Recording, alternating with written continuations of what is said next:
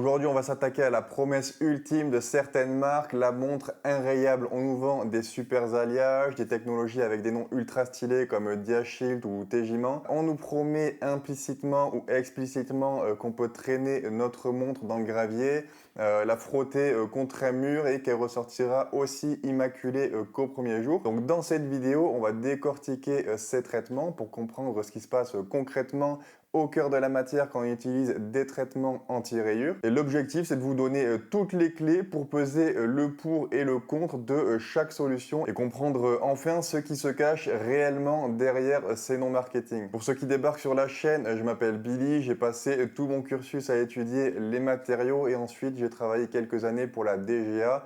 J'ai tout plaqué pour lancer BB Gear, une marque de tool watch assemblée en France, et Braxen, une marque dédiée aux bracelets où vous trouverez des bracelets acier garantis à vie, des rubbers et des natto avec tous les outils indispensables pour les installer et les mettre à votre taille. Alors avant de taper sur les marques, il faut qu'on parle physique parce que tout le problème, toute l'incompréhension des clients vient en fait d'une confusion qui est volontairement entretenue par le marketing entre deux notions qui sont fondamentales en mécanique des matériaux: la dureté et la ténacité. Dans la tête du client lambda, solide, ça veut dire qui casse pas, qui se raye pas, sauf que en métallurgie, ces deux propriétés sont très souvent complètement opposées. C'est un compromis permanent. La dureté, c'est très simple, c'est la capacité d'un matériau à dire non quand un objet pointu essaie de rentrer dedans. C'est la résistance à la déformation plastique locale. Si je prends une pointe en diamant et que j'appuie sur le métal,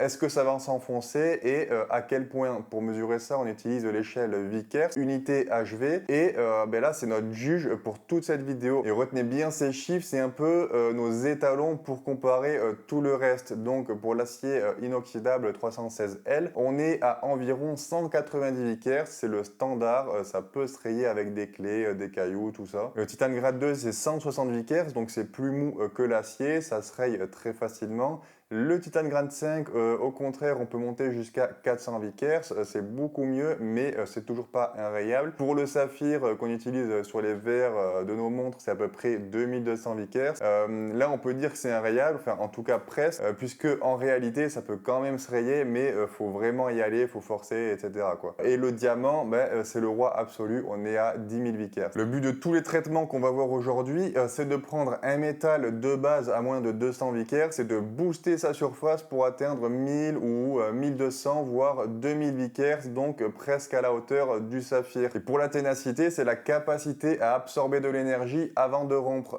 Donc c'est l'élasticité, la ductilité en fait. L'acier 316L, c'est génial parce qu'il est incroyablement tenace. Si vous tapez votre montre contre un cadre de porte violemment, l'acier il va absorber l'énergie, il va se déformer plastiquement. On verra forcément une trace sur la montre, mais une fissure pas, le boîtier reste étanche, le mouvement est bien protégé. Le problème fondamental, c'est que plus on durcit un matériau, plus il devient cassant. Par exemple, la céramique, j'en ai parlé dans la vidéo sur les céramiques il y a 2 semaines, c'est ultra dur, jusqu'à 1400 Vickers, mais si vous la tapez, elle peut très facilement se casser, justement parce qu'elle a une ténacité ridicule. Elle peut pas se déformer ni absorber le choc, donc elle casse. Et maintenant, il faut qu'on parle de la notion clé que vous devez comprendre, c'est l'effet coquille d'œuf. Imaginez que vous peignez une éponge avec une couche de vernis dur comme du verre. Si vous effleurez le vernis, ça résiste, c'est dur, mais si vous appuyez fort avec votre doigt sur l'éponge, en fait l'éponge en dessous elle va s'écraser et le vernis qui est rigide, il peut pas suivre la déformation de l'éponge, donc il va craquer et il va s'écailler comme une coquille d'œuf. Malheureusement, c'est souvent ce qui arrive avec les traitements surface les plus simples. Au premier vrai choc, un coin de table par exemple, le métal en dessous s'enfonce très légèrement et le revêtement se casse. Le pire en plus, c'est que c'est irréparable puisque si vous voulez repolir ou quoi, vous aurez une différence de teinte entre les parties polies, donc sans traitement, et les parties avec traitement, et ça c'est parce que même si les traitements ils peuvent être transparents et sans aucune couleur, ça crée quand même une différence au niveau de la teinte du métal. Il sera toujours légèrement plus terne avec un traitement. Donc la vraie question technique qu'on doit se poser quand on choisit un traitement, c'est pas quelle est la dureté de la surface, mais comment le durcissement est-il soutenu par la matière qui est en dessous. Est-ce qu'on a juste posé une coquille sur quelque chose de plus mou ou est-ce qu'on a vraiment durci la matière en profondeur? C'est là que les stratégies divergent entre les marques. On va voir que les Japonais et les Allemands, ils ont des philosophies radicalement différentes. Seiko et Citizen, eux, ils se tirent la bourre depuis 50 ans sur le titane. Citizen a sorti la première montre en titane au monde en 1970, la X8 Chronometer. Ils ont une légitimité historique énorme, mais ils n'utilisent pas du tout les mêmes armes pour protéger leur montre. Chez Seiko, sur les gammes Prospex et Présage, vous voyez souvent le terme Dia-Shield et ça, c'est un traitement, c'est un revêtement. On bombarde le métal avec des ions dans une chambre à vide pour déposer une fine pellicule transparente qui est souvent à base de carbone et de titane et on obtient en général 500 à 600 Vickers, donc 300 ou 400 de plus que l'acier de base. Ça protège très bien des micro-rayures qu'on fait en frottant sa chemise sur le bureau ou en nettoyant la montre avec un chiffon poussiéreux par exemple. Ça garde la montre brillante plus longtemps, mais 500 Vickers, c'est pas dingue non plus. Une pierre un peu abrasive ou du sable vont le rayer très facilement et surtout c'est un revêtement fin sur un métal mou. Donc on a l'effet coquille d'œuf qui est au maximal. Donc si vous cognez votre Seiko Dia-Shield, vous aurez forcément un POC et souvent le traitement va faire une sorte de craquelure qui sera microscopique quand même ou un reflet bizarre autour de l'impact. Et comme j'ai dit, si vous polissez ou vous enlevez le Dia-Shield, vous faites une tache plus claire que le reste, donc ça se voit encore plus. Citizen, eux, ils sont allés beaucoup plus loin. Ils ont une gamme qui s'appelle Super Titanium, mais attention, c'est un terme marketing un peu pour tout. Il y a plein de Duratect différents et ils se valent pas tous. Donc on a le Duratect de base, c'est un peu comme le Dia-Shield avec un revêtement carbure de titane qui peut aller jusqu'à 1000 Vickers. C'est bien, mais assez classique. On a tous les défauts qu'on vient de voir tout à l'heure. Là où ils sont très forts, par contre, c'est avec le Duratect MRK. Ici, on dépose pas juste une couche. On fait de la diffusion gazeuse, donc on met le boîtier en titane fini dans un four haute pression, on injecte un mélange de gaz, en général c'est de l'azote et de l'oxygène, on chauffe, les atomes d'azote et d'oxygène ils vont pénétrer dans la matière et ils vont diffuser dans la maille atomique du titane. Donc en s'insérant dans la structure cristalline, il crée des contraintes qui sont énormes, il bloque en fait le mouvement de dislocation. Les dislocations en fait c'est les défauts qui permettent au métal de se déformer et du coup on obtient une couche durcie, non pas posée dessus mais dans le métal et sur une profondeur de 20 à 30 microns, qui est vraiment pas mal. Le résultat c'est que le titane lui-même est devenu un super titane en surface et on monte jusqu'à 1500 Vickers comme ça. Donc c'est 7 à 8 fois plus dur que l'acier et comme la couche durcie est épaisse et fait partie du métal, elle tient beaucoup mieux les chocs. On réduit drastiquement l'effet coquille d'œuf parce qu'il n'y a pas de jonction brutale entre une couche très dure et un cœur mou.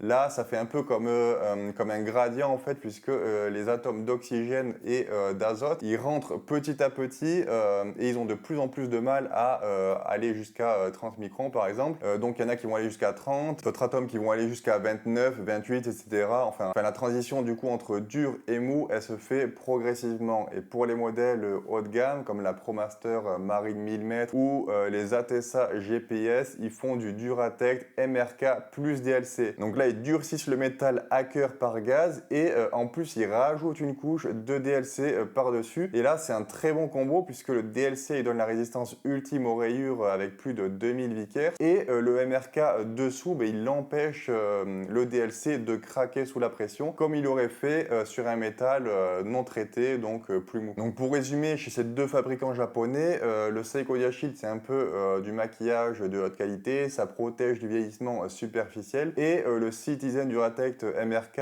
on vient vraiment modifier le métal, c'est techniquement supérieur si vous cherchez la meilleure résistance aux rayures sur du titane qui va subir des chocs, et bien cherchez impérativement la mention MRK chez Citizen, c'est un des meilleurs rapports qualité techno du marché. Et maintenant parlons de ceux qui ont fait de la résistance au choc leur religion, leur raison d'être, Casio et plus précisément leur gamme Elite, les MRG.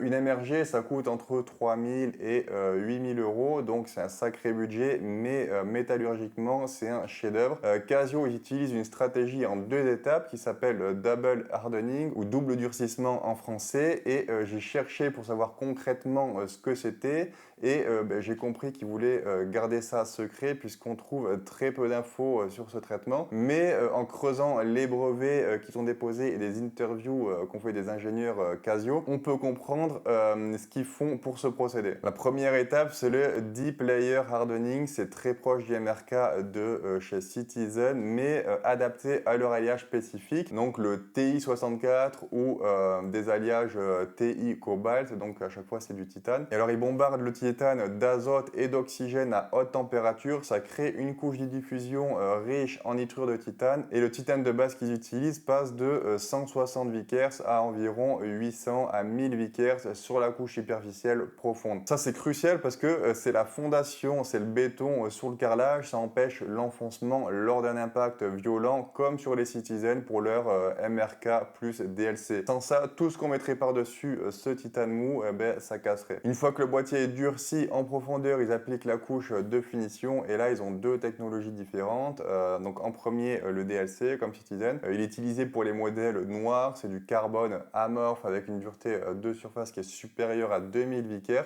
C'est presque aussi dur que le saphir, ça glisse et ça se raye quasiment pas. Ensuite, à la place du DLC, on a aussi l'IP, dont l'arc ion plating, et c'est là que Casio se distingue, puisque l'IP c'est une technologie qui est brevetée et qui utilise un arc électrique à haute intensité pour littéralement exploser l'acier métallique et créer un plasma ultra dense. Les ions métalliques, ils arrivent sur le boîtier avec une énergie cinétique énorme par rapport à du simple PVD ou du simple DLC, donc on a une adhésion beaucoup plus forte et ça accroche mieux et c'est plus dense. C'est cette techno qui leur permet de faire des couleurs hyper originales, et au final ça a une dureté qui est comparable au DLC, sauf que c'est beaucoup mieux fixé au métal. Maintenant on quitte le Japon pour l'Allemagne et on va parler de 2 marques qui maîtrisent parfaitement l'acier durci, c'est SIN et Damasco. Pour la petite histoire, Damasco en fait c'est eux qui fournissaient les boîtiers durcis de SIN dans les années 90, et ensuite les 2 marques se sont fâchées et chacun a développé sa propre technologie de son côté, et vous allez voir que les deux sont vraiment différentes. Si vous avez ce petit logo sur votre SIN, c'est qu'ils ont utilisé leur technologie Tejiman, et donc c'est de l'acier durci. Par contre le Tejiman c'est pas un revêtement comme le Diashield, le PVD ou le DLC, il n'y a pas de couche ajoutée en plus du métal de base. C'est un procédé industriel qui est connu sous le nom de Cold Rising, qui a été développé par la société Bodycote. Pour le Tejiman, du coup, on prend de l'acier. C'est un acier un peu particulier puisque c'est le même qui est utilisé pour fabriquer les sous-marins allemands. Donc, évidemment, il est très résistant à la corrosion. Et pour comprendre le Tejiman, il faut d'abord savoir que l'acier inoxydable est inoxydable quand on a plus de 10,5% de chrome. Donc, tous les aciers inoxydables ont du chrome à l'intérieur. Et normalement, si on veut durcir de l'acier en y injectant du carbone à haute température, en fait, il y a une catastrophe chimique qui se produit.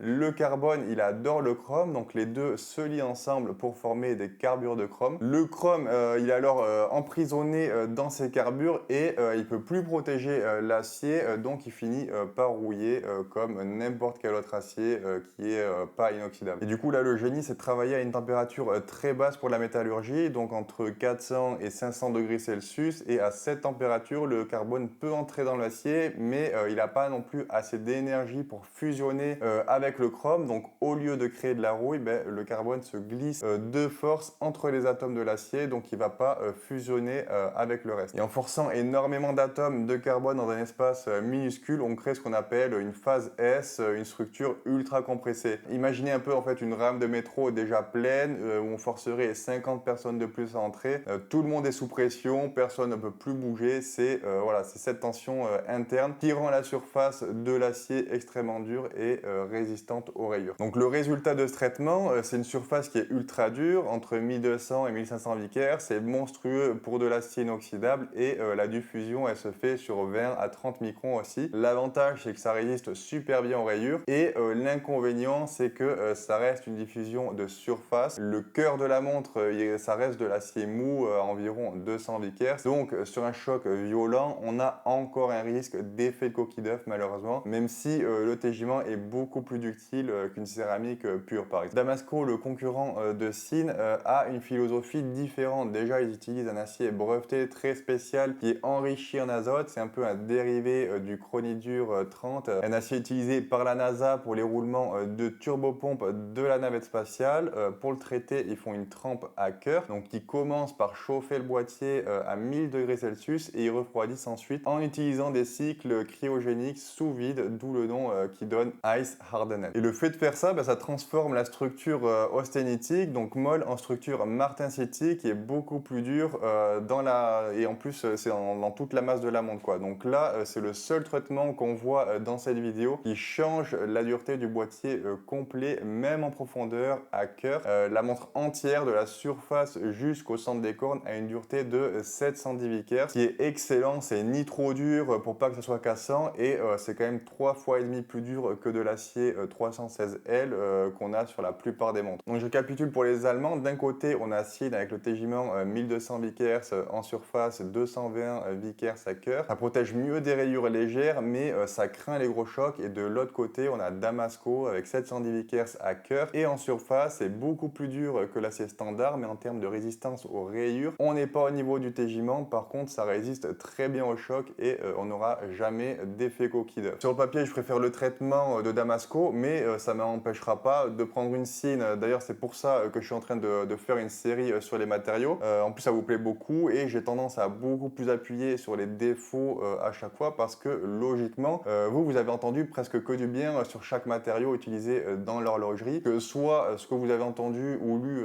c'est les discours qui viennent des marques elles-mêmes directement, soit ça vient d'un site ou d'un influenceur, d'un youtubeur, enfin peu importe, mais en fait ils font que répéter le discours de la marque, donc uniquement les avantages, puisque soit ils ont un intérêt à vous faire acheter cette montre, soit ils n'ont pas forcément d'intérêt, mais de toute façon ils se sont informés comme tout le monde et ils répètent ce qui se dit partout, donc très souvent uniquement ce qui est bien. C'est pour ça que dans toutes mes vidéos sur les matériaux, on peut conclure qu'il ne faut pas acheter de montre en carbone, pas de montre en céramique, pas de montre en titane grade 2, mais en fait le plus important c'est que vous pesez les pour et les contre vous-même sur les montres qui vous intéressent et faut surtout pas négliger le coup de cœur tout simplement. Si vous flashez une montre mais qu'elle est en titane grade 2 et que Billy il a dit qu'il aimait pas ça, vous en avez rien à foutre. Si elle vous plaît et que vous êtes conscient que ça se raye plus que de l'acier et que ça vous dérange pas plus que ça, achetez-la. Mais moi voilà, je fais ces vidéos pour vous donner les billes pour que vous puissiez faire votre propre choix et j'insiste sur les défauts pour contrebalancer avec les marques ou les médias qui eux insistent plutôt sur les avantages. Comme ça vous avez tout ce qu'il vous faut pour faire votre choix. Ça pour dire que techniquement je préfère les Damasco et pourtant j'aurais beaucoup plus tendance à acheter une Sine parce qu'elles ont une meilleure gueule et le tégiment c'est pas si mal. Donc au final chaque traitement a ses qualités et ses défauts. Le DiaShield ou le Duratec de base, donc pas le MRK, je trouve que c'est des traitements pas très optimisés quand même. Moi je préfère une montre sans rien plutôt qu'une montre avec un de ces traitements parce que ça résiste un peu aux rayures, ok, mais pas tant que ça. Et par contre une fois que c'est abîmé, l'aspect est je trouve moins bien qu'une montre basique sans traitement et qui a des rayures. Ça m'embête de dire ça puisqu'il y a plein de super montres avec ces deux traitements et elles existent que comme ça, mais voilà, c'est ce que je pense. Par contre pour les autres traitements qu'on a vu dans la vidéo, donc MRK, tégiment, double hardening ou le Ice Hardened, là pour moi c'est des bons traitements, mais à vous de voir ce qui vous correspond le mieux. Et comme j'ai dit, moi ça serait celui de Damasco, mais il n'y en a aucune qui me plaît malheureusement. Voilà, j'espère que vous y voyez plus clair avec les traitements sur les boîtiers de montres et je vous mets les liens des boutiques Bebe Gear et Braxen dans la description de la vidéo et on se retrouve très vite pour une nouvelle découverte horlogère.